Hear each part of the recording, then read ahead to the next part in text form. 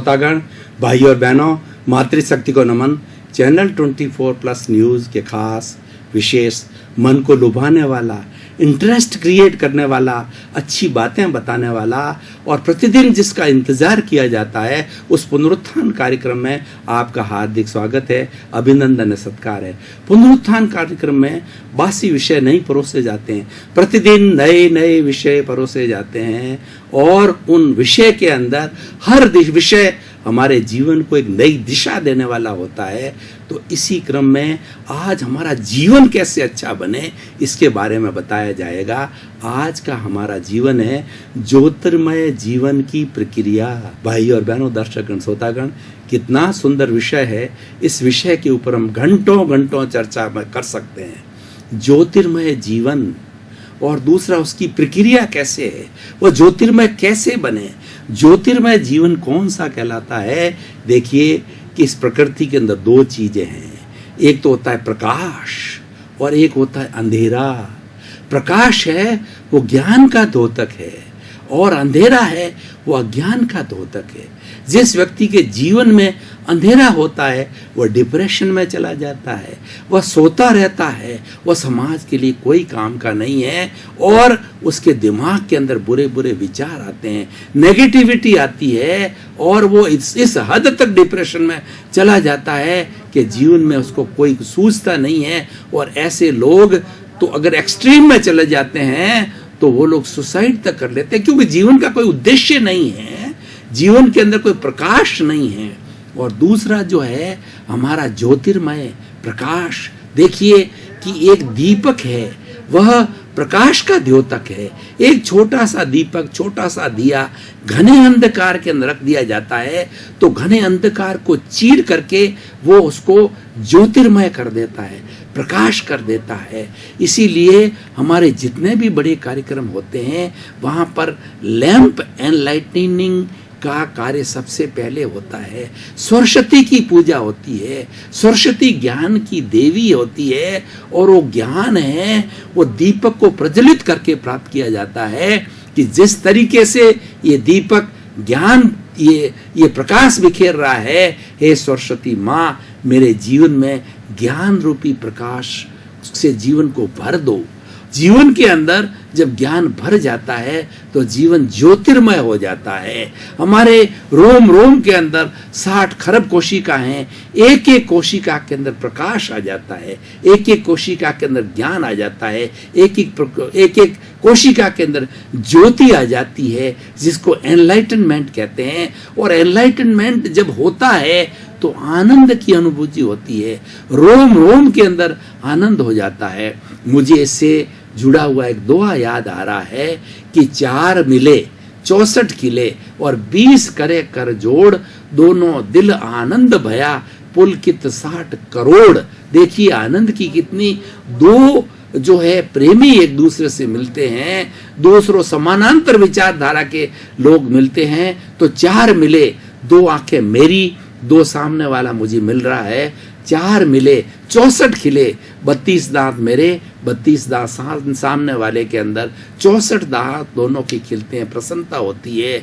4 मिले 64 खिले और 20 करे कर जोड़, 10 अंगुलियां मेरी, 10 सामने की जब एक दूसरे से अभिवादन करते हैं तो प्रसन्नता होती है। 4 मिले 64 खिले, 20 करे कर जोड़, दोनों दिल आनंद भया। दोनों के अंदर बड़ी प्रसन्नता होती है कि मेरा प्रिय मित्र, मेरा प्रिय साथी, मेरा प्रिय व्यक्ति मुझे मिल रहा है। पुलकित 60 करोड़, एक एक के अंदर 30-30 करोड़ रुमाली होती है, वो 30 करोड़ उधर की, 30 करोड़ मेरी, 60 करोड़ रुमाली जो है प्रसन्न होती है। ये प्रकाश का प्रभाव है, ये ज्ञान का प्रभाव है। ज्ञान का प्रभाव प्रसन्नता देता है और इसीलिए प्रकाश के लिए कहा गया है, ज्ञान के लिए कहा गया है स्व पर प्रकाशक। ज्ञान होता है वह स्वयं प्रकाशित होता है और दूसरे को प्रकाशित करता है। दीपक होता है स्वयं अपना अंधेरा मिटाता है और आसपास के वातावरण का अंधेरा मिटाया जाता है। इसीलिए व्यक्ति के लिए कहा गया है उसको स्व पर प्रकाशक बनना चाहिए। ये परार्थ का मार्ग है और ऊंचे स्तर पर जाएं तो ये परमार्थ का मार्ग है। 3 तरह की चेतना होती है। पहला होती है स्वार्थ की चेतना। स्वार्थ अच्छा है, स्वार्थ बुरा नहीं है, क्योंकि व्यक्ति का जीवन है, व्यक्ति का शरीर है, व्यक्ति का परिवार है, वो स्वार्थ के बिना नहीं चल सकता है। जब तक अब हमारे स्वार्थ नहीं होगा तो हम बाल बच्चों का भरण पोषण कैसे करेंगे, परिवार को कैसे पालेंगे, क्यों पालेंगे? क्योंकि वह तो अनासक्त होकर के साधु बन जाएगा, उसके कोई पर वो क्यों शादी करेगा? तो इसलिए स्वार्थ होना जरूरी है, लेकिन वो एक हद तक होना चाहिए। 100% स्वार्थी नहीं बनना चाहिए। उससे ऊपर जाएं तो थोड़ा समय जो हमें परार्थ के अंदर लगाना चाहिए कि अच्छा है मैं मेरे परिवार का भरण पोषण कर रहा हूं, लेकिन कुछ कार्य live and let others live, मैं भी जीऊं और दूसरे लोग भी जिए। मैं सड़क पर ऐसे चलूं कि मेरी मोटरसाइकिल चले, मेरा 4 व्हीलर चले और सबका चले। जगत कल्याण की बात करनी चाहिए कि सृष्टि के अंदर मैं भी जीऊं और मेरे भाई भी जिए, और उसके अंदर योग भूत बनना चाहिए। वो सेवा का कार्य होता है। ये परार्थ की बात होती है। परार्थ की बात आनंद देती है। जब व्यक्ति के अंदर सेवा की बात आती है तो ऑटोमेटिकली उसमें त्याग की भावना आती है। वह सड़क पर चलेगा तो अपनी दिशा के अंदर चलेगा, इधर उधर नहीं जाएगा, उससे लोगों को डिस्टरबेंस नहीं होगी। घर में रहेगा, सीमित बोलेगा और सीमित स्थान पर बैठेगा, और उसके अलावा सीमित साधना का उपयोग करेगा ताकि घर के दूसरे सदस्यों को डिस्टरबेंस नहीं हो। अननेसरी जगह जगह जाके वो लाइट नहीं लगाएगा, शोरगुल नहीं करेगा, अपना कार्य जो है वो बहुत संयम से करेगा। इन सब बातों को मैं जोड़ूं तो एक शब्द कहना चाहूंगा, संयम। बहुत सुंदर शब्द बीच में आ गया कि ज्योतिर्मय जीवन बनाने के लिए व्यक्ति को संयमी होना चाहिए। संयम खलु जीवनम, संयम ही जीवन है। भगवान महावीर ने कहा, जयंग चरे जयंग चिट्ठे जयंग मासे जयंग सहे भुजन तो भाषण तो पाव खमंग न बंदई।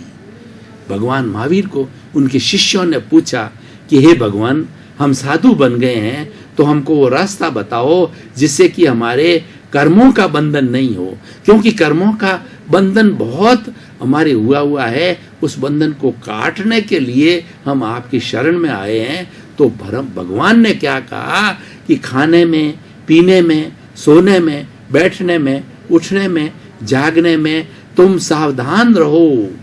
तुम जो है जैना से चलो, सावधानी पूर्वक चलो। वह सावधानी क्या है? संयम। सर्वभूतेषु संयम अहिंसा। अहिंसा के लिए कहा गया है। प्राणी मात्र के प्रति संयम करना जो है वो अहिंसा कहलाता है। बड़ा सुंदर शब्द है। व्यक्ति अगर एक संयम शब्द अपने जीवन के अंदर धारण कर लेता है तो उसका जीवन ज्योतिर्मय हो जाएगा। आज हम जीवन को ज्योतिर्मय बनाना चाहते हैं, उसको संयमी होना चाहिए। ये सबसे बड़ा जो है वो हमारे साधन मिला है संयम का। अब देखिए कि ज्योतिर्मय के लिए हम ज्ञान की बात कर रहे थे, संयम की हमने बात की, दूसरी बात हम ज्ञान की बात करते हैं। ज्ञान कौन सा? आत्मा का ज्ञान। हमारे सामने 2 तरह के जगत है। एक तो लौकिक जगत जिसमें हम 5 इंद्रियों के माध्यम से जीते हैं, स्पर्शन रसन घ्राण चक्षु श्रोत्राणी इंद्रियाणी। 5 इंद्रियों के माध्यम से हम इस लौकिक जगत को देखते हैं। वो हमारा बाहर का जगत है और उसके अंदर हम जीते हैं, उसके अंदर हम हलन चलन करते हैं, उसके अंदर हमारे मन वचन काया की सारी प्रवृत्तियां करते हैं, और ये जीवन भर करते हैं। हम ही नहीं करते हैं, हर प्राणी करता है। हर प्राणी इस कॉस्मॉस में जन्म लेता है, इस नेचर माँ के द्वारा उसका जन्म होता है, और वो अपने कर्मों के अनुसार जो है वो इस नेचर के अंदर ही अपने कर्मों का भुगतान करता है, कर्मों का बंधन करता है। हर व्यक्ति को इस चराचर जगत के अंदर आना पड़ता है। इसीलिए कहा गया है जगत नियंता व्यवस्थित शक्ति। इस व्यवस्थित शक्ति को हमें समझना बहुत जरूरी है, और जिस व्यक्ति ने इस व्यवस्थित शक्ति को समझ लिया वो व्यक्ति अपना कल्याण कर सकता है। इस व्यवस्थित शक्ति के बारे में कहा गया है अवस्था मात्र कुदरती रचना है, जिसका कोई रचने वाला कोई बाप भी नहीं है, और वह व्यवस्थित है। देखिए इस चराचर जगत के अंदर जो घटना घटित होती है वो अपने आप होती है, और व्यक्ति उसके अनुरूप बंधा हुआ है, हम किसी पर दोषारोपण कर रहे हैं, ये व्यक्ति ऐसा बुरे कार्य क्यों कर रहा है, ये कसाई क्यों है, ये अपराध क्यों कर रहा है, ये चोरी क्यों कर रहा है, ये आतंकवादी क्यों बना है, ये हिंसा क्यों कर रहा है, इसके पीछे एक लॉजिक है। इसके पीछे लॉजिक ये है कि वह कर्मों से बंधा हुआ है, कुछ इस तरीके से कॉजेस डाले हुए हैं कि उसके इफेक्ट आज को मिल रहे हैं और वो व्यवस्थित है, उसको करना पड़ेगा। इस व्यवस्थित शक्ति को हम समझने लग जाते हैं तो जगत को आराम से समझते हैं। और हमें ये समझना चाहिए कि उस स्थूलतम संयोग, सूक्ष्मतम संयोग, वाणी के संयोग सब पर हैं और पराधीन हैं। यह ज्ञान मेरे हृदय में संस्थापित रहे, संस्थापित रहे। मैं कोई दखो दखल करूं नहीं, और ईश्वर मुझे ऐसी जागृति दो कि मैं मात्र उसको देखूं और जानूं। हमें दूसरे के बारे में ओपिनियन नहीं देनी चाहिए, ऐसा क्यों कर रहा है, इसका मतलब उसमें हम कर्ता भाव का रोपण कर रहे हैं। और हम स्वयं भी, अब मैं ज्ञान की बात पे आता हूं कि हम कर्ता भाव रखते हैं, तो ये सबसे बड़ा ज्ञान है। मेरे कर्ता हो ही नहीं सकता, मेरे में कर्ता की योग्यता नहीं है, मैं तो ज्ञाता दृष्टा हूं। ये ज्ञाता दृष्टा कर्ता कैसे हो सकता है? कर्ता तो व्यवस्थित शक्ति है, इस संसार को चलाने वाली व्यवस्थित शक्ति कहिए, भगवान कहिए, या कुछ जैन दर्शन के अंदर जो धर्मास्तिका है, कालाशास्त्रिका है और पुद्गलास्तिका, ये 6 द्रव्य हैं जो कि इस जगत को चलाते हैं। और ये जगत इटर्नल है, सार्वभौम है, सत्य है, अनादिकाल से चला आ रहा है और ये व्यवस्थित रूप से चलता है, ये ऑटोमेटिक है। इसको चलाने वाला जो ये व्यवस्थित शक्ति चलाती है, तो मैं उसके अंदर दखो दखल नहीं करूं। इसका मतलब ये मैं उसमें डिस्टरबेंस पैदा नहीं करूंगा। डिस्टरबेंस क्यों होती है? हम ओपिनियन देते हैं, हम कर्ता भाव का उस व्यक्ति में रोपण करते हैं या हमारे में रोपण करते हैं। मैंने किया, मेरा नाम सोहन राज है, ये घर सोहन राज ने बनाया, सोहन राज ने इतनी पुस्तकें लिखी, सोहन राज ने इतने एपिसोड्स जो है वो बोले, उसने इतना धन कमाया, उसने ऐसा किया वैसा किया। ये कर्ता भाव का रोपण है। वह तो ये तो ऑटोमेटिकली हो रहा है, ये तो व्यवस्थित शक्ति करा रही है, ये हमारे इस कर्मों का डिस्चार्ज है, उसके अनुरूप हो रहा है। तो भाई और बहनों, दर्शकगण, श्रोतागण, ये सबसे बड़ा ज्ञान है, सबसे बड़ा जो परम ज्ञान, परम सत्य, ब्रह्म ज्ञान और एब्सोल्यूट ट्रुथ क्या है? मैं शुद्ध आत्मा हूं। अल्टीमेटली व्हाट एम आई? और मनुष्य के अंदर जब ये तीन प्रश्न खड़े होते हैं, तब जीवन ज्योतिर्मय बनता है। मैं कौन हूं, मैं कहां से आया हूं और मुझे कहां जाना है? ये 3 प्रश्न जब खड़े होते हैं तो जीवन में प्रकाश होता है, जीवन में ज्योति होती है, और इसी का नाम दर्शन है। और समझ का खुला होना ही दर्शन कहलाता है। जो जो हमारी रॉन्ग बिलीफ हट करके कि मैं कर्ता नहीं हूं, मैं कर्ता से अकर्ता भाव पर जाता हूं, अकर्ता भाव जो है मेरी शुद्ध आत्मा है, और कर्ता मैं हो ही नहीं सकता। जब कर्ता भाव को हम छोड़ देते हैं और शुद्ध आत्मा के जो स्तर पर चले जाते हैं, उस पद पर चले जाते हैं, तो हमारे को सच्चा ज्ञान मिलता है। और जगत नियंता व्यवस्थित शक्ति है, इस संसार को चलाने वाली ऐसी व्यवस्थित शक्ति है। तो इस तरीके से हम जो जीवन को यापन करते हैं, तो हमें एक नई दिशा मिलती है, हमारा जीवन ज्योतिर्मय बनता है। ज्योतिर्मय बनने की जो प्रक्रिया भी मैं साथ साथ में बता रहा हूं कि इस तरीके की ये हमारी जीवन की प्रक्रिया है। भाई और बहनों, दर्शकगण, श्रोतागण, मैं इस आज के इस विषय को वर्तमान सिनेरियो के साथ में जोड़ता हूं कि आज जीवन के अंदर लोगों के अंधकार छाया रहता है, लोग बहुत निराशावादी हो गए हैं। और खास तौर से मेरी युवा पीढ़ी को मैं जो है अत्यंत विनम्रता पूर्वक निवेदन करना चाहूँगा कि आप भारत के बहुत बड़े एसेट्स हो और देश का निर्माण आप करने वाले हो। आपका जीवन ज्योतिर्मय होना चाहिए, आपके अंदर एक ज्ञान की अनुभूति होनी चाहिए। और वो ज्ञान क्या है? अहंकार से दूर रहो। सबसे ज़्यादा हमारे जीवन को गिराने वाला है ये अहंकार। अहंकार कैसा? कर्ता भाव। ये सबसे बड़ा अहंकार है। और जब अगर हमने कर्ता भाव को छोड़ दिया तो हमारा अहंकार तिरोहित हो जाता है। हमें ऐसे ज्ञानी की शरण में जाना चाहिए जो कि हमारे अहंकार को जो है, जिस तरीके से एक जो है मंत्रधारी जो अपने मंत्रों के माध्यम से बहुत बड़े विषैले सर्प का जो विष किस तरीके से खींच लेता है, तो ऐसे ज्ञानी पुरुष की शरण में जाकर के और हमारा अज्ञान रूपी अहंकार है हमारा, उसको खींचने वाला, उसका विलय करने वाला, उसको हमारे जीवन से हटा करके और उस अहंकार रूपी जहर की थैली को ऑपरेशन करके निकालने वाला ऐसा ज्ञानी पुरुष के पास जाकर के और हमें ज्ञान लेना चाहिए। ऐसे ज्ञानी पुरुष बहुत लिमिटेड है, भाग्य से मिलते हैं, लेकिन कोशिश करें तो मिल जाते हैं। स्वामी विवेकानंद बहुत घूमे अपने गुरु की तलाश के अंदर, लेकिन उन्होंने पुरुषार्थ करना प्रारंभ किया तो आखिर के अंदर उनको जो रामकृष्ण परमहंस के रूप में गुरु मिले, समाधान मिला। उसी तरीके से हमारे हाथ में पुरुषार्थ है। व्यक्ति को पुरुषार्थी होना चाहिए। आप जीवन को ज्योतिर्मय बनाना चाहते हो, उसकी प्रक्रिया का पालन करना चाहते हो, तो आप पुरुषार्थ के अंदर विश्वास करो। पुरुषार्थी व्यक्ति अपने हाथ की जो है रेखाओं को बदल सकता है, बुरे को अच्छे में परिवर्तित किया जाता है। कर्मों के लिए भी कहा जाता है कि कर्म सजातीय जो कर्म होते हैं, हम उसको बुरे से अच्छे में और अच्छे से बुरे के अंदर बदल सकते हैं। मैं एक उदाहरण के द्वारा ये क्लियर करना चाहता हूँ कि एक राजा के 2 बेटे थे।